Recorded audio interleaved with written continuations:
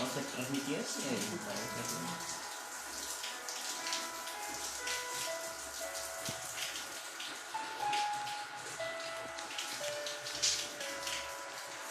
ao vivo já. Olha aí. Agora mais nada, tem bastante.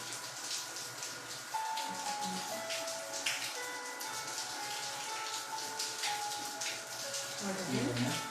Rapaz.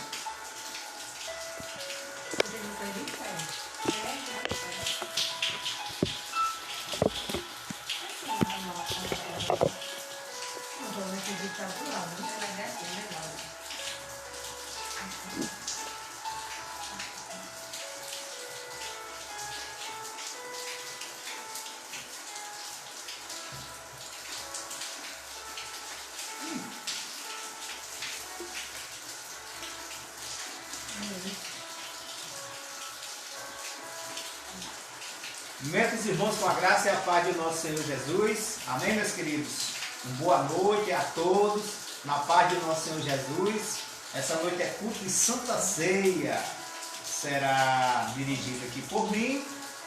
Os irmãos Leandro e Raíra irão louvar o nome santo de Jesus. E o nosso pastor Silvio vai trazer a pregação da palavra de Deus e também ministrar a Santa Ceia do Senhor. É aquele culto onde nós cultuamos o nome do Senhor Jesus, a morte e ressurreição do nosso Senhor Jesus. Eu irei ler um texto da Santa Palavra de Deus e logo após iremos orar e iniciar este culto. Você que está com sua Bíblia na mão, abra no capítulo 40 de Isaías, no verso 29. É um texto maravilhoso, eu vou ler para você nesta noite. 40, 29 de Isaías, que diz: Ele fortalece aquele que está cansado. Ele dá grande força àquele que está sem força. Até aqueles que são jovens se cansam e ficam exaustos. Os moços tropeçam e eles caem. Mas aqueles que esperam em Deus renovam suas forças. Eles voam alto como as águias. Correm e não ficam exaustos. Andam e não se cansa. Amém, meu querido? Guarde esse versículo no seu coração e que você nesta noite venha aumentar a sua fé. Esteja em Deus, esteja firme nele. Vamos orar. Bendito e eterno Deus, meu Pai amado, Jesus maravilhoso, nesta noite nós pedimos perdão pelas nossas falhas. Estamos aqui na tua santa presença. Abençoa aqueles que vão louvar e enaltecer o teu santo nome através do louvor, através da pregação e da oração nesta noite. Nesta oportunidade queremos agradecer por tudo que o Senhor tem feito pelas nossas igrejas, Pico de Caicó, Pico de Timbaúba, Congregação de Jardim de Piranhas. Para todos os irmãos, fica conosco, meu Deus, e nos abençoa, no nome santo de Jesus. Amém. Meus queridos, nessa oportunidade nós vamos iniciar um louvor e vamos aproveitar e chamar nesse momento a nossa irmã Raíla. Nossa irmã Raíla está com seu violão aí, vai louvar, vai enaltecer o nome de Jesus através do canto. Logo após a irmã Raíla, o nosso irmão Leandro também vai estar aqui para louvar. Os cantores da Pica de Timbaúba estão prontos aqui para louvar e enaltecer o nome santo de Jesus. Nesta noite eu quero mandar a paz do Senhor Jesus para o nosso missionário, irmão Wilton Wênia, irmãos que estão na escuta e estão assistindo esse vídeo da Pica de Timbaúba. Que Deus abençoe a todos, da Congregação de Jardim, que Deus abençoe a todos e Caicó também.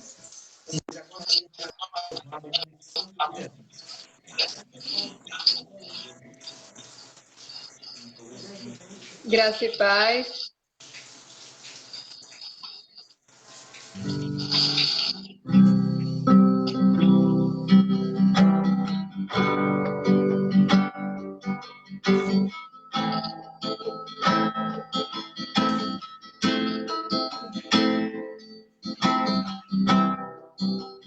O universo chora, o sol se apagou, ali estava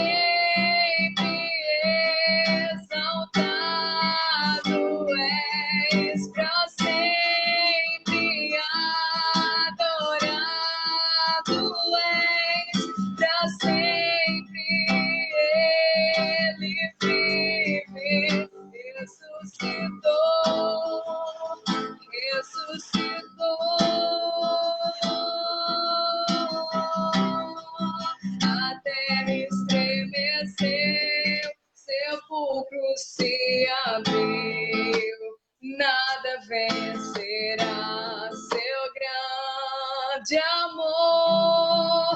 Ó morte, onde estás? O Rei ressuscitou e ele venceu e ele vence para sempre, para sempre exaltado és, para sempre adorado és, para sempre ele vive, ressuscitou.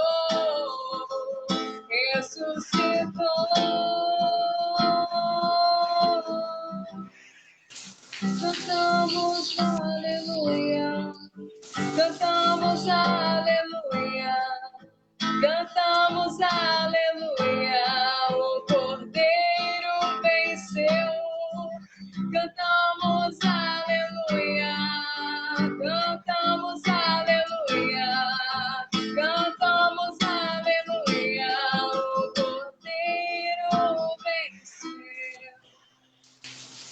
Para sempre exaltado és, para sempre adorado és, para sempre ele vive, ressuscitou, ressuscitou.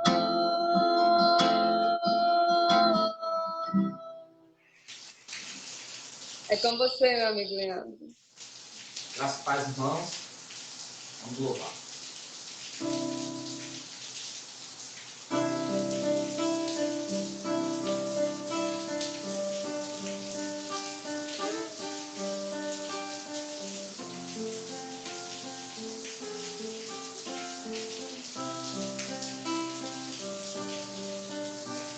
Fechando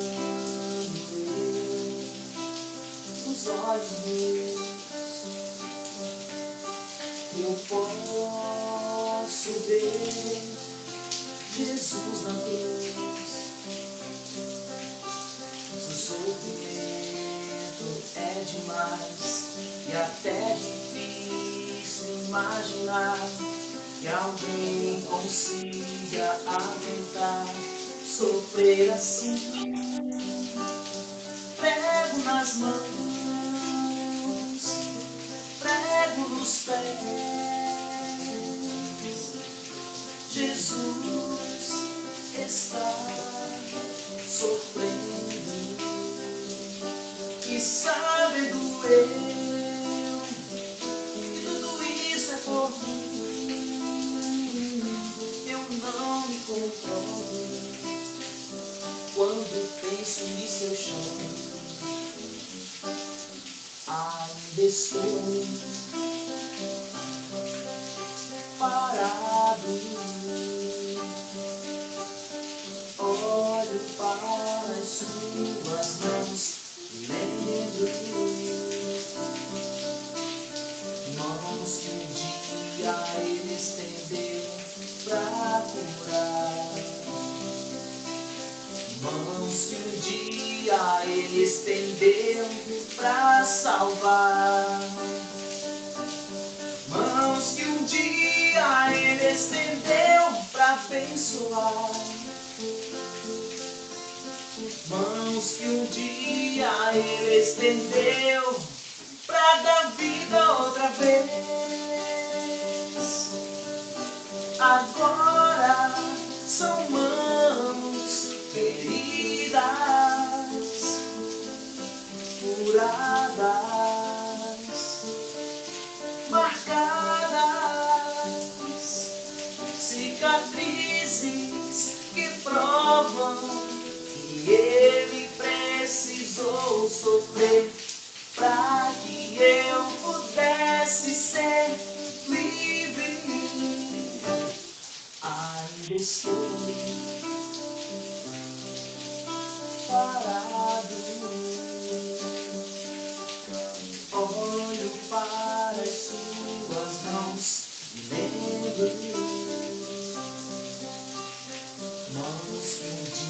dia ele estendeu pra curar.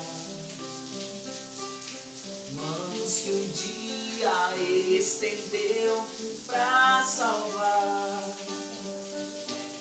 Mãos que um dia ele estendeu pra abençoar. Mãos que um dia ele estendeu pra dar vida outra vez. Agora são mãos feridas, curadas, marcadas, cicatrizes que provam que ele precisou sofrer para que eu pudesse ser livre. Cicatrizes que provam que ele precisou sofrer para que eu pudesse ser livre.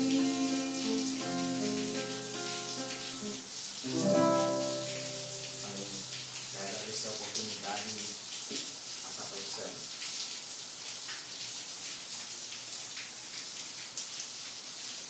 Amém, queridos irmãos. Graças a Deus por esses louvores maravilhosos, aí, irmão Leandro. E por essa oportunidade de passar para o nosso pastor. Ele é apenas um versículo da palavra de Deus. Encontra o livro, irmão.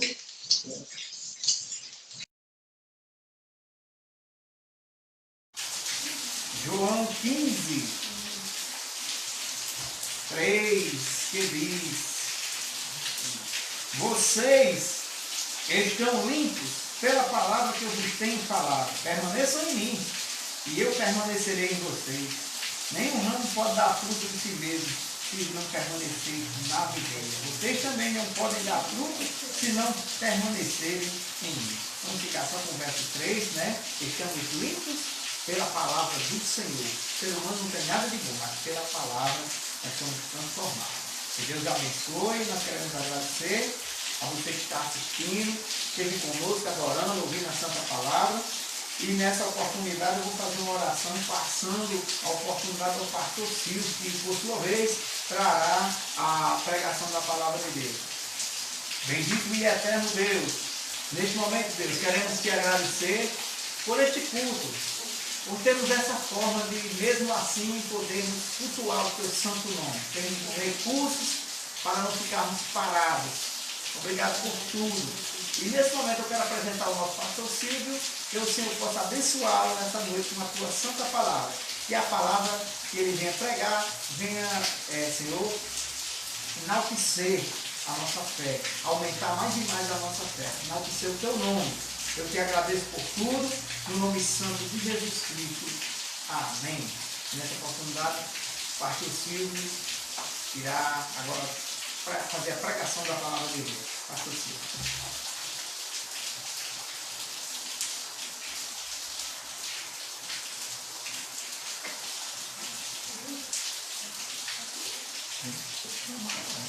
Vou escrever na lista aqui.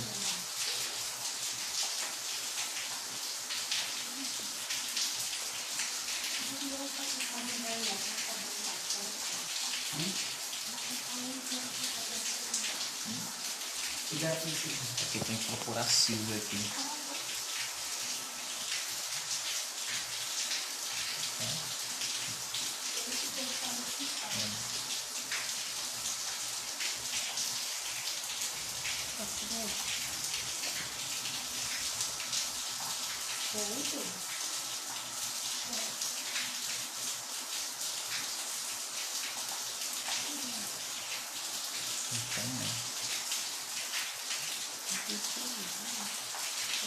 Só que no dele não tem.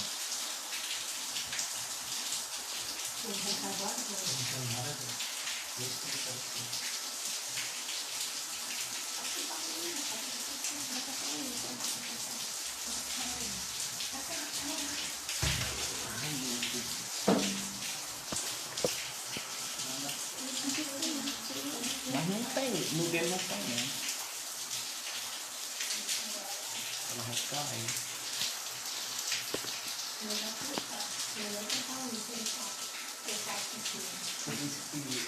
Você disse que já passou, tá?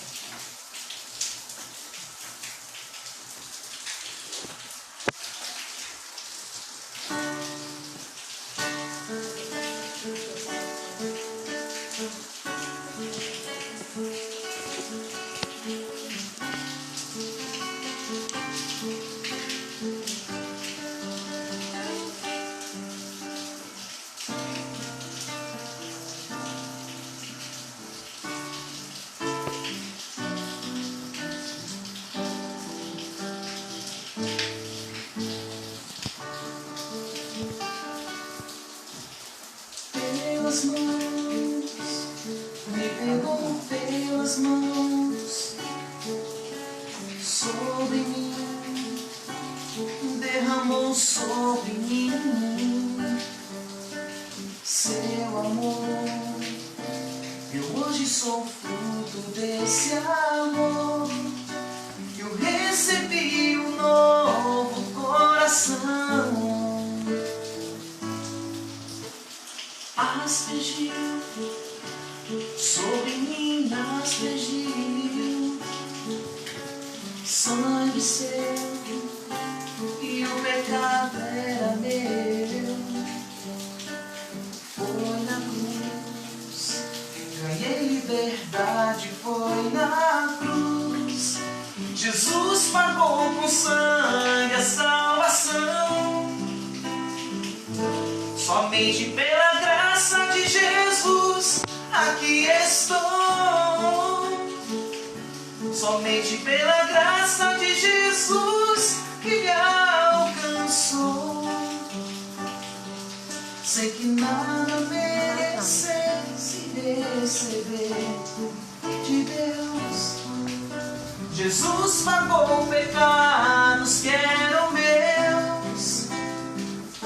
Somente pela graça de Jesus eu me refiz. Somente pela graça pude ser alguém feliz. Sem que nada merecesse receber de Deus. A graça revelada a mim foi dispensada por amor.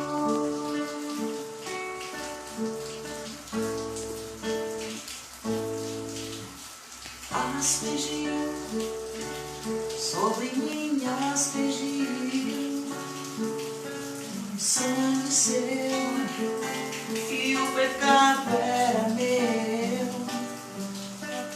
Foi na cruz, ganhei liberdade, foi na cruz. Jesus pagou com sangue a salvação. Somente pela graça de Jesus aqui estou.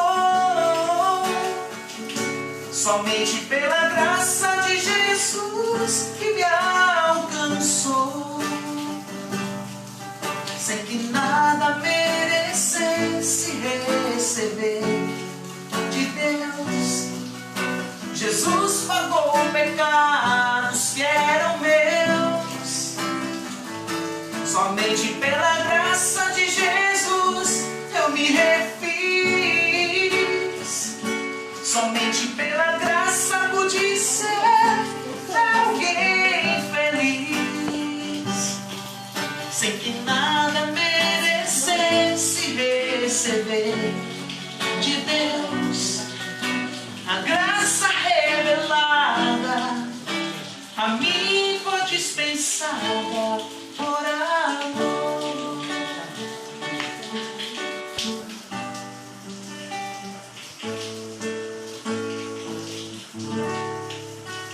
Não tá pressando. Então, vamos fazer o seguinte. A gente pede o pastor para entrar lá, o vídeo para confusão da igreja, que é melhor. Eu vou dizer aqui. Diga que não tá dando certo. Pessoal, tá tendo um problema no compartilhamento com o Silvio para ele entrar ao vivo. Se você estiver assistindo aí, você entre ao vivo na conta da igreja, a gente vai encerrar, mas o pessoal volta a assistir que o pastor Silvio.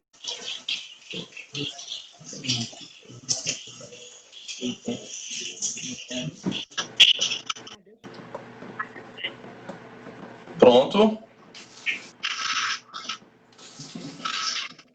Olá, boa noite. Vocês estão me ouvindo aí? Estão recebendo o sinal?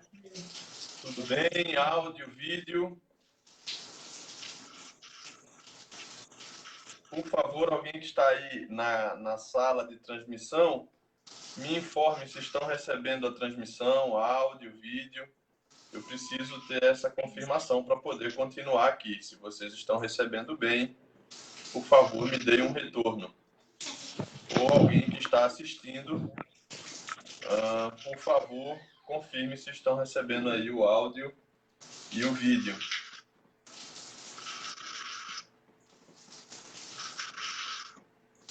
Olá. Muito bem. Já recebi aqui que áudio e vídeo estão sendo recebidos muito bem aí por todos. Então, sendo assim, boa noite a todos, na paz de Jesus. Tivemos um pequeno problema para fazer essa conexão, mas já está resolvido, já estamos juntos. Hoje, domingo, dia 24 de maio, dia em que nós estamos juntos, celebrando ao Senhor, ao Rei dos Reis, esse que ressurgiu, esse que vive, que reina. E dia também muito especial, porque juntos vamos celebrar a ceia do Senhor, cada um em sua casa, cada um com a sua família. Mas nem por isso deixaremos de partir o pão, de tomar do cálice, de ter a alegria de juntos celebrarmos a vitória de Cristo Jesus. Muita chuva aqui em Caicó, desde a metade da tarde, ali, desde as 3 horas da tarde, mais ou menos, até agora. Agora um pouquinho mais fraca, uma garoazinha, uma coisa mais fraca, mas muita chuva, como eu sei que também aí está chovendo muito. Que bom, Deus está nos abençoando. Estamos chegando ao final do mês de maio e ainda com chuvas na nossa região, o que é muito bom, o que certamente vem para nos abençoar. E eu quero, nessa noite, junto com você, poder fazer uma reflexão à luz de um texto da Bíblia muito precioso, que se encontra no Evangelho segundo João, capítulo de número 20. É uma mensagem que eu preparei para esse final de semana, tanto para a PIB de Timbaúba quanto aqui para a PIB de Caicó. E eu quero que você abra sua Bíblia comigo nesse momento, no Evangelho segundo João. Eu disse capítulo 20, mas eu me equivoquei, capítulo de número 17. João, capítulo 17, dos versos 20 ao 26. João 17, capítulo 17, versos 20 ao 26. Amém? Vamos ler juntos esse texto, que diz assim: E rogo não somente por estes, mas também por aqueles que virão a crer em mim pela palavra deles, para que todos sejam um, assim como tu, ó Pai, és em mim, e eu em ti, que também eles estejam em nós, para que o mundo creia que tu me enviaste. Eu lhes dei a glória que me deste, para que sejam um, assim como nós somos um. Eu neles, tu em mim, para que eles sejam levados à plena unidade, a fim de que o mundo reconheça que me enviaste e os amaste, assim como me amaste. Pai, meu desejo é que aqueles que me deste estejam comigo onde eu estiver, para que vejam a minha glória, a qual me deste, pois me amaste antes da fundação do mundo. Pai justo, o mundo não te conheceu, mas eu te conheço. E estes reconheceram que tu me enviaste, e fiz que conhecessem o teu nome, e continuarei a fazê-lo conhecido, para que o amor com que me amaste esteja neles, e eu também neles esteja. Amém. Texto muito precioso, oração sacerdotal de Jesus, últimos instantes de Jesus com seus discípulos antes de ser preso, de ser levado pelos homens. O que você diria hoje?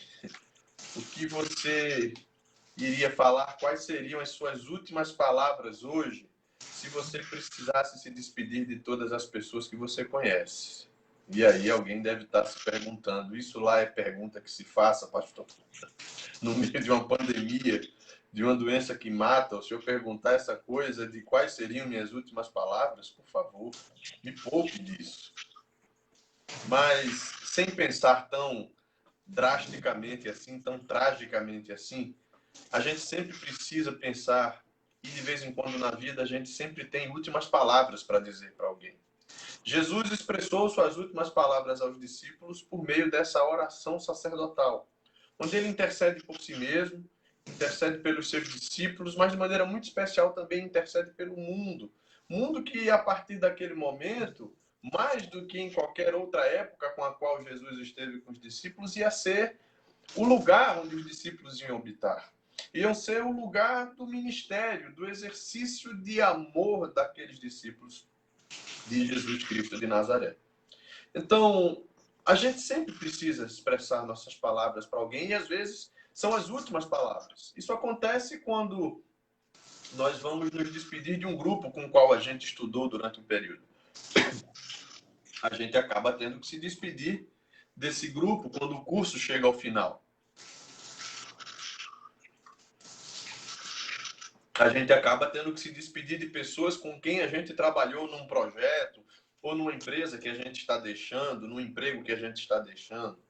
A gente precisa se despedir ou dizer as últimas palavras às pessoas quando a gente se muda de uma cidade, não tem uma expectativa de morar nem perto nem de voltar. A gente diz as últimas palavras quando se despede de alguém que está muito enfermo e que está prestes realmente a falecer. A gente diz as últimas palavras quando um romance, um namoro que não se confirmou em amor para sempre, termina. E aí a gente encerra também esse tipo de relação com últimas palavras. Geralmente as últimas palavras que a gente fala para alguém em alguma situação como essas que eu citei, elas são um resumo dos sentimentos, dos pensamentos. Às vezes é um desabafo, às vezes é uma manifestação de insatisfação, de tristeza. Mas, geralmente, quando a gente sabe que está dirigindo as últimas palavras para alguém, a gente toma um certo cuidado com essas palavras, a gente escolhe, a gente pensa. E quando a gente não faz isso, muitas vezes, essas últimas palavras podem ser desastrosas naquilo que vai ser o desdobramento delas no futuro. Podem causar traumas às pessoas. Ou na gente mesmo, deixar uma sensação de que a gente poderia ter tido uma expressão melhor, uma maneira mais equilibrada e apropriada de expressar o que a gente sente, o que a gente pensa. Jesus traz, na narrativa do Evangelho segundo São João, as suas últimas palavras aos 11 discípulos que estavam ali reunidos, sobre a forma de uma oração. Como eu disse, uma oração que ele faz por si mesmo, uma oração que ele faz por aqueles que estavam com ele, que estiveram com ele durante o seu ministério terreno e por aqueles que haveriam de crer no nome de Jesus por causa da palavra e do testemunho dos seus discípulos. E nós somos esses discípulos hoje. E é o trecho final, ou é do trecho final dessa oração, versos 20 a 26, que nós lemos agora, do capítulo 17 de João, que eu quero tirar hoje com você 3 importantes lições de tantas que a gente poderia tirar, que o texto nos apresenta. Em primeiro lugar, nas suas últimas palavras, Jesus me chama a anunciar. Vamos ler juntos mais uma vez o verso 20. Minha oração não é apenas por estes, mas também por aqueles que hão de crer em mim pela palavra deles. Então, quando Jesus se despede, em suas últimas palavras, ele nos convida a anunciar. Transmitir o evangelho deveria ser algo natural. Agora, para muitos de nós, a prática de transmitir o evangelho, vamos chamar de evangelismo, para muitos de nós o evangelismo pessoal que se faz pregando o evangelho, ele pode ser uma coisa que a gente quer tanto na vida como a gente quer ir para uma cadeira de dentista com um dente quebrado, né? Muitos de nós evitamos esse evangelismo pessoal como quem foge de uma cadeira de dentista ou como quem foge de um internamento hospitalar. Ninguém quer. Para muitos de nós, esse evangelismo pessoal se tornou algo difícil de exercitar na vida. Confundimos esse evangelismo pessoal, que deveria ser algo tão natural na vida da gente, com algumas ideias que nos foram passadas, inclusive nas igrejas, e que são ideias que vêm às vezes carregadas de muita pressão. Você tem que falar de Jesus para alguém todo dia. Vêm carregadas de muita culpa. O quê? Você nunca pregou para ninguém. Vêm carregadas de muito medo. Se você não pregar o evangelho, você vai perder a salvação. O evangelismo autêntico, ao contrário desse medo, dessa culpa, dessa pressão, ele nunca é motivado por essas coisas. Ao contrário, ele é resultado de uma mentalidade que foi transformada. Ele é relatado, e aqui vai uma palavra muito boa, eu não me lembro a autoria agora, acho que é de Spurgeon, e ele diz que pregar o evangelho é como ser um mendigo que achou pão e que está dizendo aos outros mendigos onde é que existem pão. 1 Reis, capítulo 6 e 7, conta a história de alguns leprosos que estavam fora da cidade de Jerusalém, enquanto a cidade estava sitiada. E eles, por conta de um ato divino que atemorizou o exército inimigo e eles fugiram, eles entram na cidade, e ao tentar entrar na cidade, como quem diz, olha, se a gente tentar entrar, a gente morre, se a gente ficar fora, a gente morre, vamos ao acampamento deles. E no acampamento eles percebem que havia comida, despojos de guerra, riquezas, porque o exército fugiu, porque o anjo do Senhor causou um terremoto à noite. Quando eles estão comendo e escondendo para si riquezas, olham uns para os outros e dizem, não é justo que nós não venhamos a dividir essa bênção. Portanto, ele é resultado de uma mentalidade que é transformada por essa satisfação, por essa alegria que a gente encontra. Uma mentalidade transformada que promove esse evangelho e esse evangelismo com autenticidade, com singularidade. É do seu jeito, meu irmão, é do seu jeito, minha irmã. É onde você está e eu não estou. É com as pessoas e para as pessoas que você conhece, que você tem acesso e que às vezes eu nunca vou ter acesso na vida. E é com total liberdade. É assim que somos chamados a anunciar esse evangelho de forma natural. Com nossas palavras. É o que eu falo. Agora, o que é que eu falo realmente? O que eu tenho falado? De que ou de quem eu tenho falado? O que ocupa minhas falas quando eu tenho a oportunidade de falar? O que é que tem sido a minha comunicação de mim para fora que gera nas pessoas essa fala? O que tem plantado no coração delas? É com as nossas vidas. É o que eu faço. E tem uma frase que é muito conhecida, você já deve ter escutado em algum lugar, que diz o seguinte: suas atitudes falam tão alto que eu não consigo ouvir o que você diz. Quem falou isso foi Ralph Waldo Emerson. Vou repetir. Suas atitudes falam tão alto que eu não consigo ouvir o que você diz. Então é com as nossas palavras, mas é com as nossas vidas, é com o que eu faço. E com o que ou em que nós temos gastado a nossa energia em fazer, em exercitar. Também somos chamados a transmitir esse evangelho de forma natural com o nosso amor. Para quem eu dedico amor? Por que eu faço as coisas que eu faço? E aí a gente lembra automaticamente dos mandamentos recíprocos. Mateus, capítulo de número 22, versos 37 ao 39. Um fariseu, doutor da lei, pergunta a Jesus: bom mestre, quais são ou qual é o maior de todos os mandamentos? Ele responde: ora, ama teu Deus de toda a tua força, de todo o teu entendimento, de todo o teu coração. Este é o primeiro e maior de todos os mandamentos. E o segundo, igual a esse, faze isto ao teu próximo. Nós não podemos separar, gente, da nossa proclamação, da nossa transmissão do evangelho, que deve ser feita de maneira muito natural, pelo que eu faço, pelo que eu sou, ou seja, pelo que eu falo, pelo que eu faço, pela minha vida e ações, e pelo meu amor. Eu não dissocio esse evangelho de práticas de amor. Eu sou sempre constrangido a ser tomado de compaixão pelos que estão ao caminho. Lembram do que eu falei há pouco, que está lá em 1 Reis? Os leprosos, os impuros que chegam no arraial e que começam a comer, se fartar, esconder para si ouros, tecidos, coisas valiosas, e olham uns para os outros e dizem: não é justo, hoje é dia de salvação, Jerusalém está sitiada, as pessoas estão passando fome, mulheres estão matando os próprios filhos para comer e nós estamos aqui nos fartando. Vamos lá.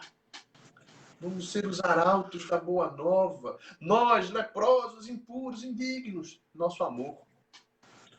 Nosso amor. Em segundo lugar, em suas últimas palavras, Jesus me chama à unidade. E eis um grande desafio para mim, para você, para toda a igreja de Jesus viver em unidade. Verso 21 do capítulo 17. Para que todos sejam um. Quem são esses todos? Não somente aqueles que o Pai deu a Cristo, seus discípulos, não, mas também aqueles que haveriam de crer pela palavra deles, ou seja, os primeiros crentes e nós hoje, para que todos sejam um, assim como tu, ó Pai, és em mim e eu em ti, que também eles estejam em nós, para que o mundo creia que tu me enviaste. Pai, faz-nos um. Pai, faz-nos um, para que o mundo creia em ti, Pai. Faz-nos um. Quem nunca ouviu ou nunca cantou esse corinho? Que é um corinho que a gente às vezes canta de maneira tão, me perdoe a palavra, banal. Sem entender que esse é um convite a algo maravilhoso, que somente por causa do que Cristo fez e faz é possível. As últimas palavras de Jesus nos convidam à unidade. E a unidade é a prova do amor, do nosso amor, do amor dos cristãos por Deus. Agora, poderíamos explorar vários textos e a Bíblia nos mostraria dezenas deles que nos convidam à unidade. Mas eu penso que para falar em unidade como prova do nosso amor por Deus, a gente precisa primeiro fazer uma reflexão e lembrar da prova de amor de Deus por nós. Primeiro, algo que nos unifica. Algo que nos unifica em Deus está. Que nos unifica nessa prova de amor de Deus por nós é o seguinte: sabe o que é que nos torna um? Eu e você que está me ouvindo, nós somos um. Sabe em quê? Vamos ver Romanos 3:23, o que é que diz? Todos pecaram e estão destituídos da glória de Deus. A prova do amor de Deus por nós é essa. Nós éramos um em nossas transgressões e pecados. Mas o mesmo livro de Romanos fala da prova do amor de Deus por nós, por meio de um ato que somente Ele poderia promover. Romanos capítulo 5, verso 8. Mas Deus prova o seu amor para conosco, em que Cristo morreu por nós, quando nós ainda éramos pecadores, antes de expressarmos o nosso amor. A nossa unidade, melhor, como prova do nosso amor por Deus. É preciso pensar nas provas do amor de Deus por nós, e a maior delas é essa: Cristo morreu por nós quando nós éramos pecadores, quando a única coisa que nos unia, que nos tornava iguais, você e eu, era o fato de nós sermos aqueles de Romanos 3:23. Todos, você e eu, pecamos, estamos afastados da glória de Deus. Agora, unidade significa que eu me sacrifico do corpo de Cristo. E aí existe um texto que talvez possa ser considerado um texto áureo para isso. Efésios capítulo 4, a partir do verso 1, o apóstolo São Paulo diz o seguinte: portanto eu, prisioneiro no Senhor, peço a vocês que andeis de modo digno para com o chamado que recebestes, com toda a humildade e mansidão, com paciência, suportando-vos uns aos outros em amor, procurando cuidadosamente manter a unidade do Espírito no vínculo da paz. Há um só corpo e um só Espírito, como também fostes chamados em uma só esperança do vosso chamado. Há um só Senhor, uma só fé, um só batismo, um só Deus e Pai de todos, que é sobre todos, por todos e está em todos. Unidade significa isso. Eu me sacrifico. Olha o que o texto está dizendo. Mantenham a unidade do Espírito no vínculo da paz. Suportem-se, verso 2, com mansidão, paciência, em amor, de maneira humilde. As últimas palavras de Jesus nos convidam a essa unidade, e ela é a prova do nosso amor por Deus. Entender isso é fundamental. Agora, precisamos entender também que existe entre nós diversidade, e entender essa diversidade, essas diferenças é prova de maturidade, de amadurecimento cristão.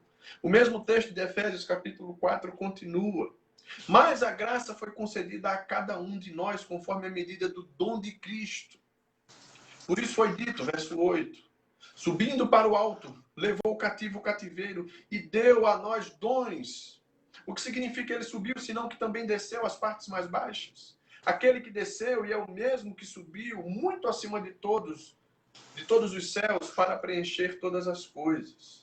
E ele designou uns como apóstolos, outros como profetas, outros como evangelistas e ainda outros como pastores e mestres, tendo em vista o aperfeiçoamento dos santos para a obra do ministério e para a edificação do corpo de Cristo, até que todos, verso 13, cheguemos à unidade da fé e do pleno conhecimento do Filho de Deus, ao estado de homem feito, comparado, medido, à mesma estatura e à mesma plenitude de Cristo.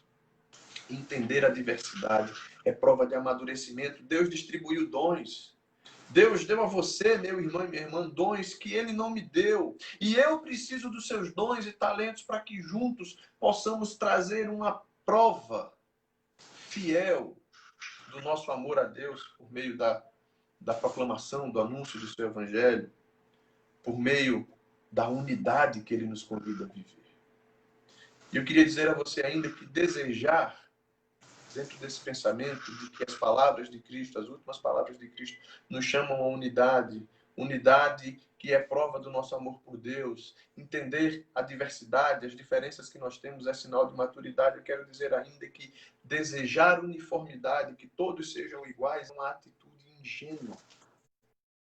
A uniformidade é um desejo dos inconstantes.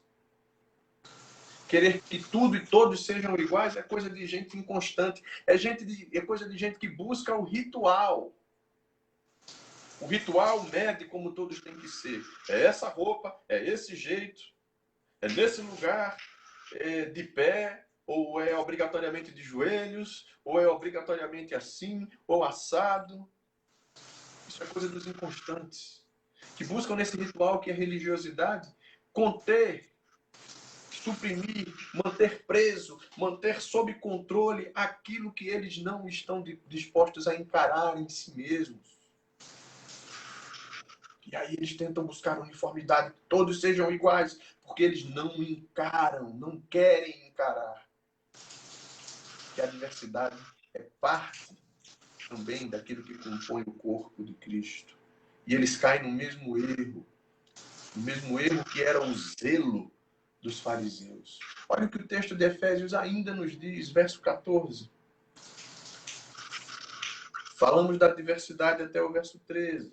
No verso 14, o apóstolo diz: para que não sejamos mais inconstantes como crianças, levados ao redor por todo vento de doutrina, pela mentira dos homens, que muito bem pode ser o zelo dos homens, o cuidado excessivo dos homens, que não é espiritual muitas vezes, pela sua astúcia, pela invenção do erro. Pelo contrário, seguindo a verdade, em amor, cresçamos em tudo naquele que é cabeça. Cabeça, sim, só existe um e é Cristo. Porque nele o corpo inteiro, mão, que é diferente de testa, que é diferente de nariz, de pé, que é diferente de barriga, que é diferente de panturrilha, que é diferente de fígado, que é diferente de rim, que é diferente de coração. Este corpo inteiro, diverso como ele é, mas bem ajustado e ligado pelo auxílio de todas as juntas, segundo a atuação correta de cada parte, segundo a bênção que é você ser quem você é, a bênção que é eu ser quem eu sou, possamos efetuar o crescimento do corpo para a edificação de si mesmo no amor. Polarizar é um erro. Achar que o que não é igual a mim é diferente e precisa ser eliminado, retirado, é um erro. É uma prática humana. É uma tentativa humana de tentar, por meio de uma uniformização das coisas, que não tem nada a ver com unidade, fazer com que tudo seja padronizado, negando o olhar-se no espelho, o enxergar a verdade sobre quem você é, sobre quem eu sou, sobre quem nós somos. Portanto, somos convidados à unidade, mas não desprezando o fato de que entre nós há diversidade e de que toda tentativa de uniformidade é ingenuidade. E em terceiro lugar, em suas últimas palavras, Jesus me chama a vida. Há um texto em Apocalipse 22, verso 17, que diz o seguinte: e o Espírito e a noiva dizem, vem, e todo aquele que ouvir, diga, vem. Quem tiver sede, venha, e quem quiser, beba de graça da água da vida. Jesus me chama à vida. Em suas últimas palavras, ele me chama à vida, para que eu possa proclamar. Agora, para que os outros venham, eu preciso chamar. Você precisa chamar. Daí a necessidade de proclamarmos genuinamente como nós somos. A minha missão é chamar. Mateus 28, do 18 ao 20, nós conhecemos o texto demais, quando Jesus diz, olha, foi-me dada toda a autoridade no céu e na terra. Portanto, vão, façam discípulos de todas as nações, ensine-os a guardar as coisas que eu vos ensinei. Você conhece o texto, eu também conheço. Nesta passagem está proposta a missão da igreja, o ID. E eu tenho chamado esse ID, essas três letrinhas, IDE, de três coisas que eu considero fundamentais. Ir, discipular e ensinar, concordando com o que o texto diz. Vão,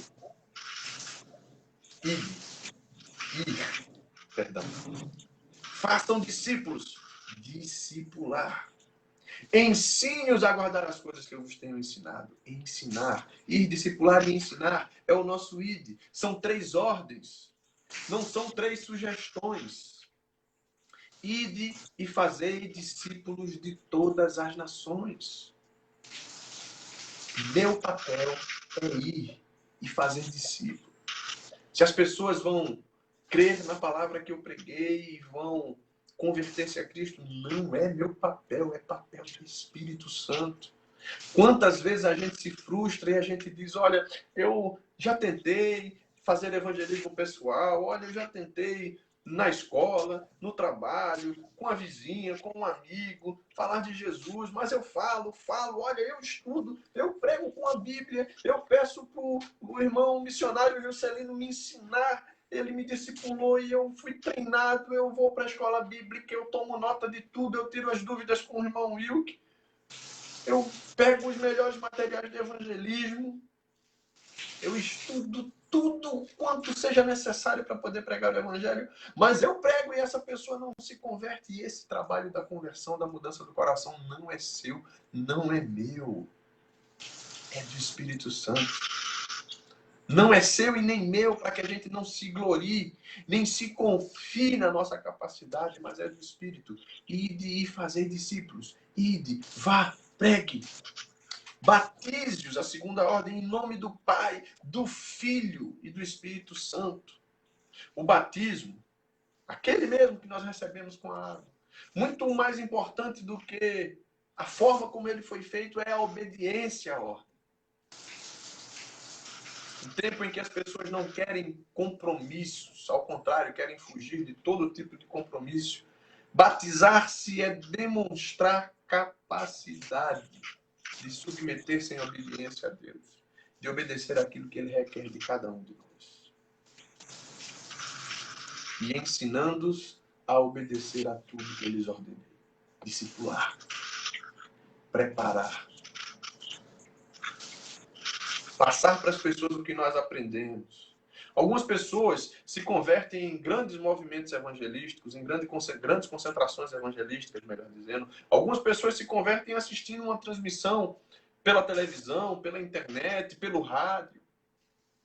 Mas isso, embora seja muito importante, muito valioso, seja uma conversão tão genuína quanto a de alguém que foi primeiramente discipulado, leu os evangelhos, teve um estudo bíblico, veio à igreja e ergueu a sua mão.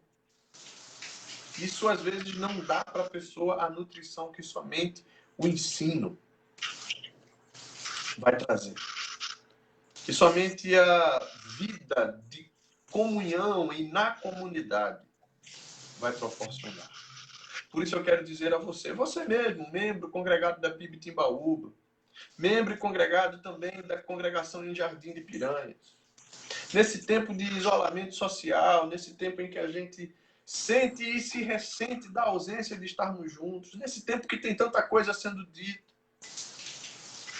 nesse tempo que tanta coisa às vezes nos entristece o coração, a saber a forma como as autoridades lidam com tudo isso que nós estamos vivendo, a forma como o nosso país se dividiu, se polarizou, a forma como as pessoas estão intolerantes, tudo isso pode estar desanimando você, mas eu quero dizer a você, não desanime, não se desigreje, persista. Persista no ensino apostólico, que é o ensino bíblico, pelo qual nós tanto zelamos e que buscamos enquanto igreja. Porque o Senhor está conosco e Ele deseja que nós venhamos até a vida que Ele nos oferece. Essa missão que Jesus nos dá em Mateus 18, 20, Ele conclui essas ordens que Ele nos dá com uma promessa maravilhosa. E a promessa é: eu estarei com vocês até o fim dos tempos. Não é o pastor Silvio, não é o missionário Juscelino, gente. Não é o Wilke ou a Raíla, não é a liderança da igreja, não é a instituição PIB de Timbaúba ou Congregação de Jardim de Piranhas.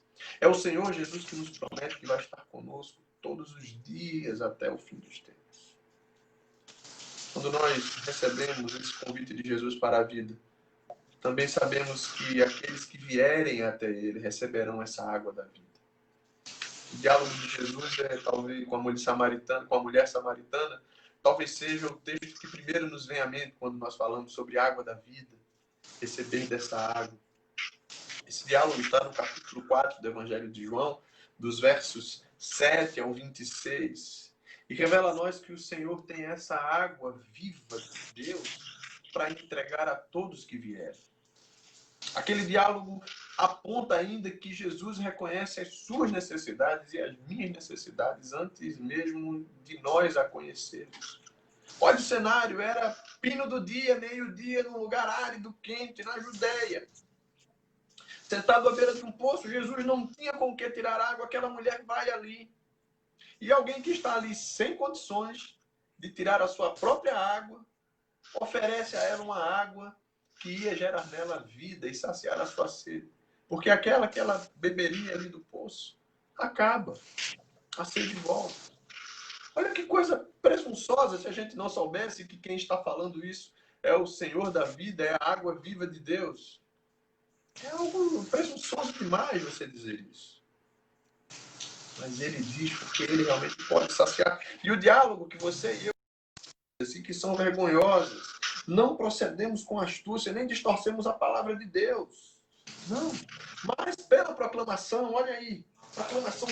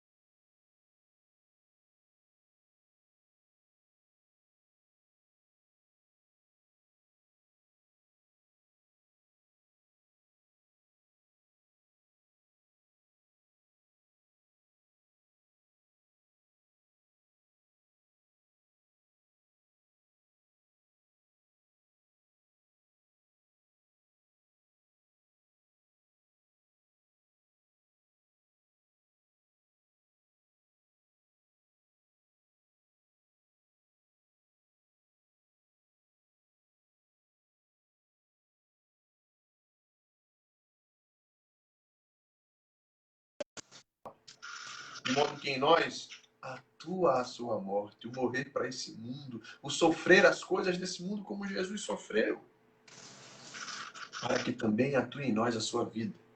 Todavia, uma vez que temos o mesmo espírito de fé, conforme está escrito, crie, por isso falei. Também nós cremos, por isso também falamos. Sabemos que aquele que ressuscitou Jesus também nos ressuscitará com ele e nos apresentará convosco.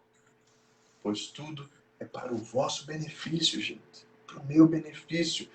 Para que a graça, multiplicada por causa de muitos, faça transbordar o quê? Ações de graça. Ações de graça para a glória de Deus. Olha que texto do apóstolo Paulo.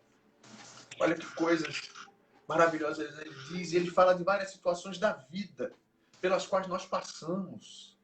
Mas Cristo está dizendo, venham para a fonte da vida. Quem tiver sede, diga, eu quero água. Quem tiver sede, diga, eis-me aqui, eu quero. E Ele dará. Por isso, gente, que a gente passa por pressões. Mas a gente não é arrasado. A gente está passando por um período de pressão. Mas a gente não vai ser arrasado. E não tem nenhuma promessa triunfalista aqui, mas tem uma confiança. Pelo triunfo de Cristo, nós não seremos arrasados. A gente fica perplexo, a gente olha as notícias, a gente olha essas porcarias de governantes que a gente tem. Fica perplexo com o que eles falam e fazem, ou desfazem. Mas a gente não fica desesperado. A gente sofre perseguições, mas a gente não vive desamparado. A gente pode ser abatido. Alguns de nós perdemos familiares recentemente. Amigos, para o Covid, por outras situações. Mas esse abatimento não nos causa destruição, nem causa destruição naqueles que partem com o Senhor. Morrendo como Jesus, para trazer manifestação da vida de Jesus em nós. E essa vida é cada dia mais fortalecida em nós, pelo poder da sua palavra. Palavras como estas últimas que ele citou para os seus discípulos em João, capítulo 17, versos 20 e 26, que nós lemos. O texto de Apocalipse é um apelo, é um chamado à razão. Venham os que têm sede e recebam de graça o amor de Deus. Um dia você recebeu este amor em seu coração. Um dia você provavelmente teve sede e buscou a fonte da água viva, que nunca secou e que hoje tem suprido as suas necessidades.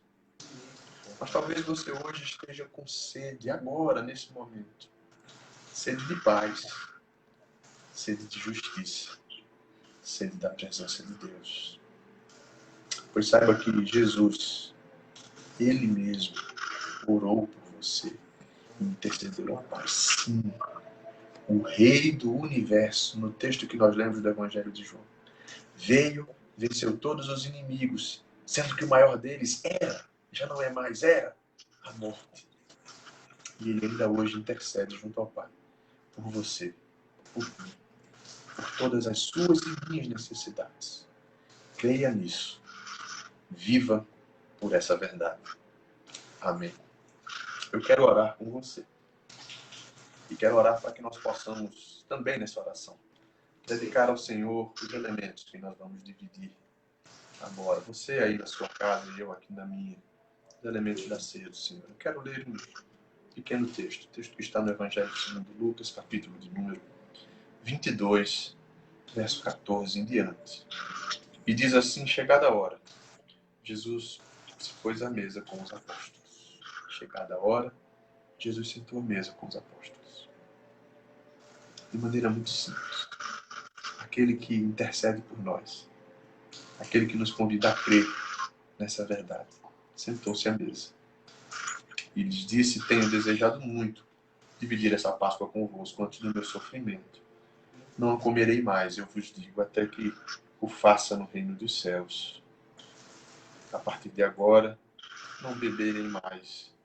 Verso 18. Mas só quando beber no reino dos céus. E tendo recebido um cálice, verso 17, disse, tomai e reparti entre vós. E partiu o pão e deu graças, e entregou a eles, dizendo, este é meu corpo dado em favor de vocês, façam isso em memória de mim. E depois de comerem, da mesma forma tomou o cálice, dizendo, este cálice é a nova aliança do meu sangue, sangue derramado em favor de vocês. Se você preparou os elementos da ceia e está com eles aí, eu quero convidar você agora a juntos dividirmos a ceia do Senhor. A juntos partilharmos essa graça. Eu vou orar agora pela mensagem, pelo culto que estamos prestando e por esse momento que vamos viver. Vamos orar.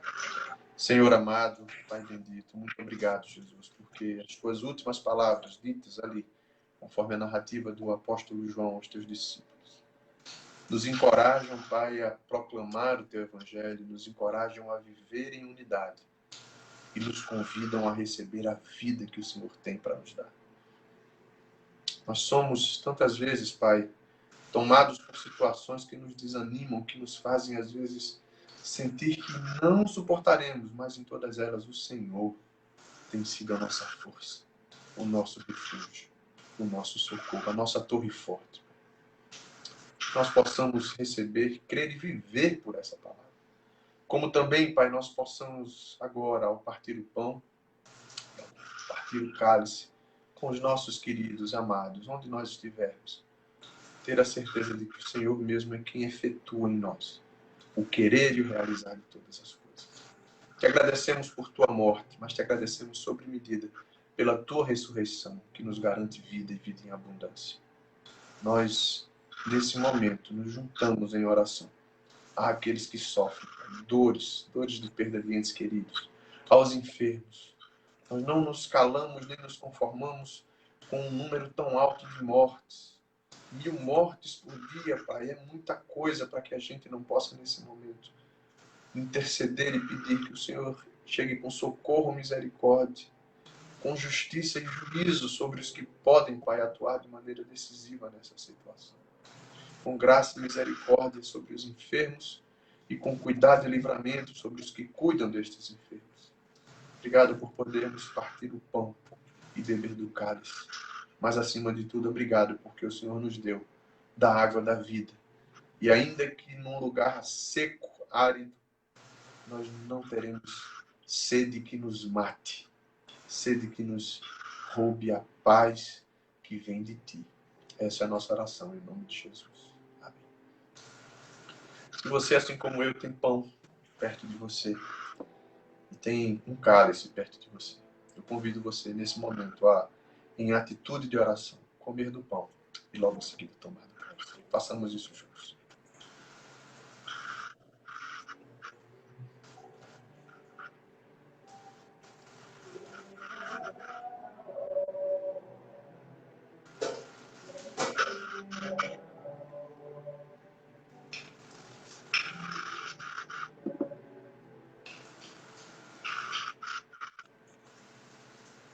Amém.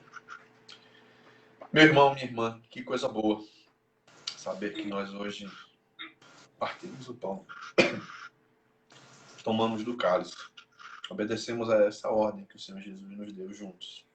Juntos, cada um em sua casa. Virtualmente, mas não de maneira irreal. Porque o contrário de virtual não é real. O contrário de virtual é presencial. Real, essa experiência foi para mim, foi para você. A experiência de ouvirmos os louvores com a Raíla, com o Leandro, a leitura da palavra com o Juscelino, a experiência de ouvirmos a reflexão bíblica e partirmos o pão. Daqui eu vou encerrando a minha parte. Acredito que alguns avisos, talvez, ou mais um louvor nesse momento, e agradecendo a Deus pela vida de cada um de vocês, enquanto nos próximos minutos me preparo para também começar a transmissão do culto aqui na PIB de Timbaúba. Desejo a você uma semana de paz. Desejo que você tenha no seu coração essa certeza que não muda. Agradeço a Deus pela vida da Andréa, da Juliana, de todos que daí fizeram essa parte técnica, pela paciência de vocês que entenderam o probleminha que a gente teve, mas graças a Deus tudo foi resolvido e podemos prestar culto ao Senhor. Leandro agora vai nos conduzir no louvor. Eu me despeço por aqui, mas não sem antes desejar que a graça do nosso Senhor e Salvador Jesus, que o amor de Deus, o nosso Pai, que a comunhão do seu Espírito Santo esteja com todos vocês. Amém.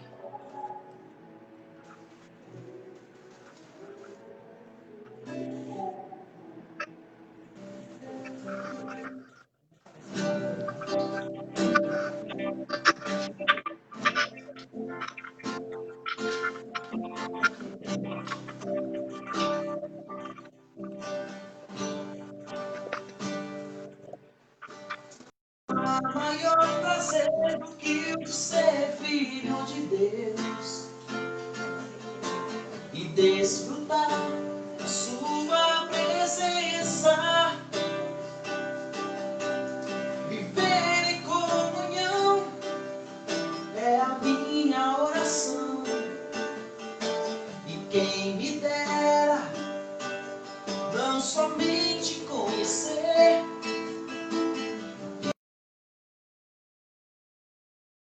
permanecer.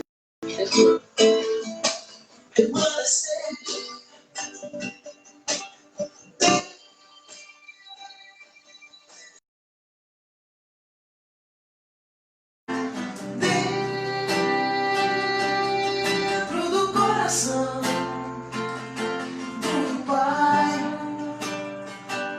do coração do Pai.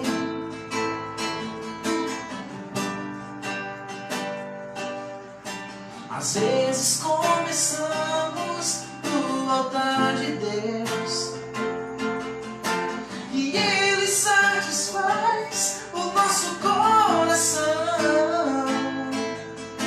mas logo desviamos o nosso olhar do Pai e aquela doce comunhão já não existe mais.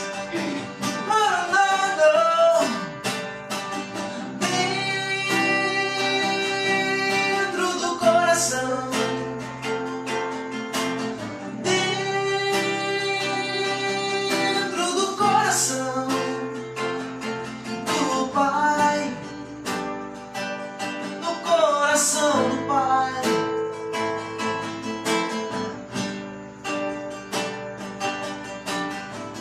No coração do Pai é uma fonte inesgotável de amor.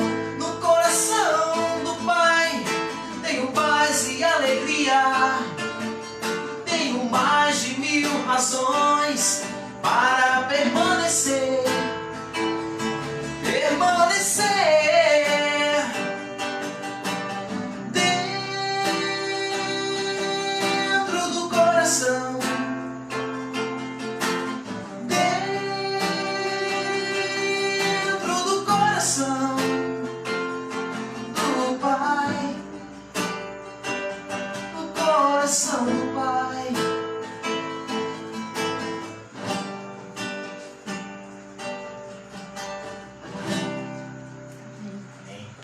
Amém, graças a Deus.